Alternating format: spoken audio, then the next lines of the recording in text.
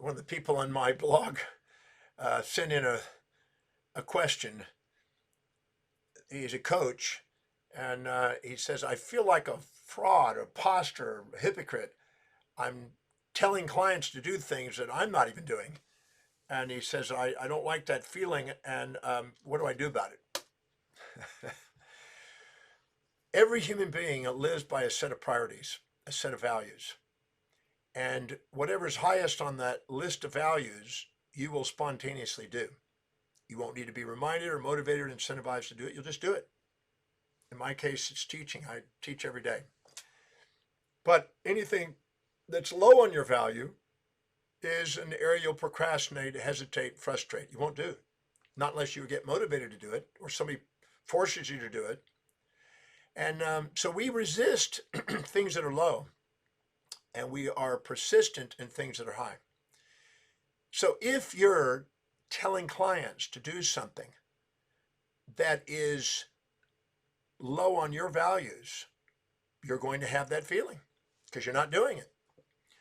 And yeah, you're going to feel like an imposter. But in some cases, them doing it would be helpful to them. And if it's something that is linked to their higher values, or you linked it to their highest values, how specifically is doing this particular act that you want them to do helping you fulfill what is truly proven to be the most important to their lives? If you link it, they increase the odds of doing it. And there's no harm, even if it's not priority to you, to assist people in doing something that will be helpful to them. So it's not like you have to always be doing what it is you're guiding them to do. Sometimes some of the great doctors I found in history are not the best health conscious people. And you find that.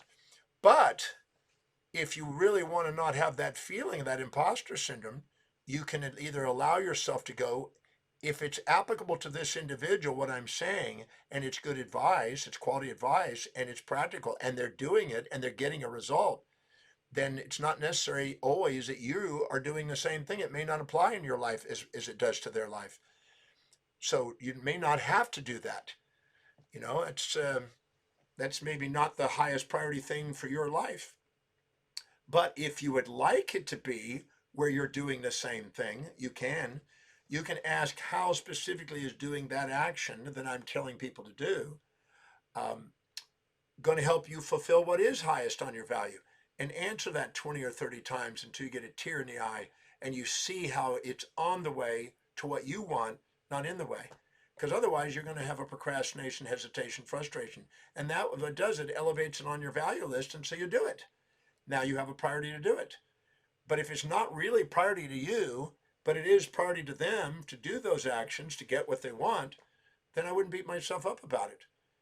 But if you would like to have that congruency and not have that idea that you're telling people to do something you're not doing, then link it to your highest values and increase the probability of doing it. Or have some incentive system in place, external motivation, although those are transient, to get you to do it. You know, but I wouldn't be overly concerned about that, because I've many times in my life I've given advice to people that I do believe will be helpful to them. It's not really a priority to me. You know, I'm not. I'm an academic and a teacher, and I don't go and work out in the gym every single day. But if somebody comes to me that they're, you know, fitness and they want to get to a gold medal or something like that, and I tell them, well, let's put more effort into it and work out every single day or every other day or something, then that may apply to them. It may not apply to me, because I don't have the goal of being a gold medalist.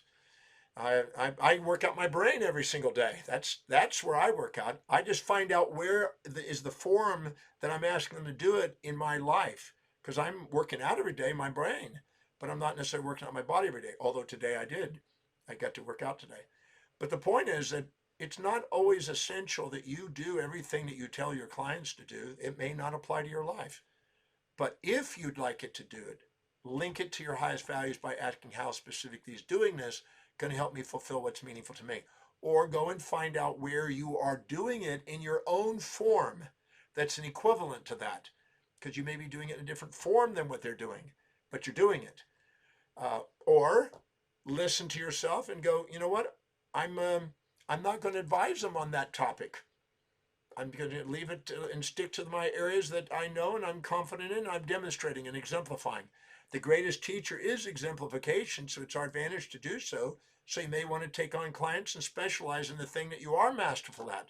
You'll have more confidence in that. Won't feel like this imposter hypocrite.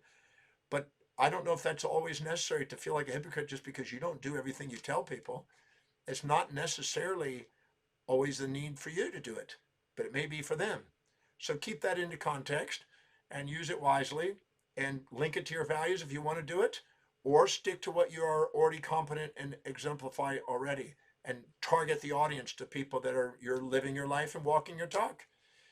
I find that, but I can certainly say in my life, I've had clients throughout my coaching or consulting career.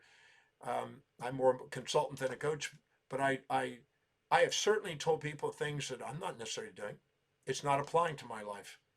So I wouldn't necessarily beat myself up about that. Just look carefully at what's really what you want. Either link it, target it, or embrace it.